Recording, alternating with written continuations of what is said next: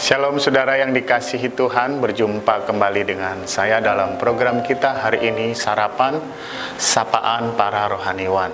Satu bagian firman Tuhan yang menjadi dasar perenungan kita hari ini terdapat dalam Yeremia 29 ayat 12-13. Dan apabila kamu berseru dan datang untuk berdoa kepadaku, maka aku akan mendengarkan kamu. Apabila kamu mencari aku, kamu akan menemukan aku apabila kamu menanyakan aku dengan segenap hati. Saudaraku, dalam ayat ini Tuhan memang berjanji apabila kita berdoa kepadanya, kita akan segera didengar. Apabila kita mencari, maka kita akan segera menemukan Tuhan. Namun ada kalanya situasinya tidak sesederhana itu. Seringkali dalam kehidupan kita, ketika kita menghadapi situasi yang sulit, jangankan kita mendengar jawaban doa dari Tuhan, melihat kehadirannya saja pun seolah kita tidak mampu. Mengapa demikian?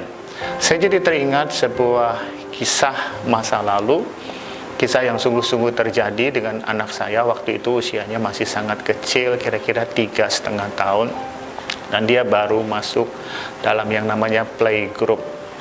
Hari pertama dia datang ke sekolah, dia begitu senang, dia bermain semua jenis permainan yang ada di sekolahnya. Namun tibalah giliran di mana dia harus berbaris bersama dengan teman-temannya, dipimpin oleh guru-gurunya. Dia kemudian mulai menyadari bahwa kami tidak ada di sisinya.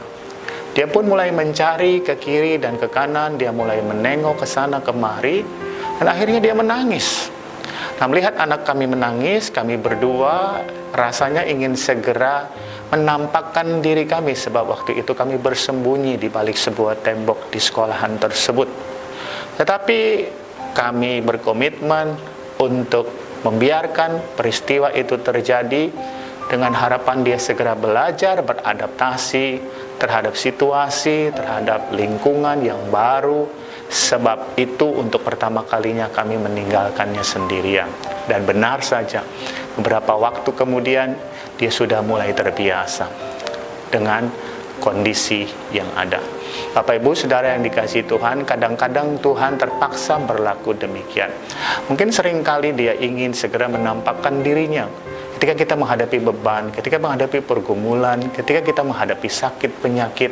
Namun ada kalanya dia membiarkan kita seolah-olah tidak bisa melihat kehadirannya. Untuk apa? Agar kita segera belajar memiliki iman yang dewasa.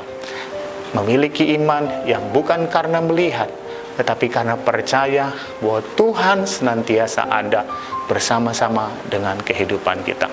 Jadi hari-hari ini kalau situasimu gelap, seolah engkau tidak bisa melihat kehadiran Tuhan, percayalah Tuhan sesungguhnya sedang mengamati kehidupanmu.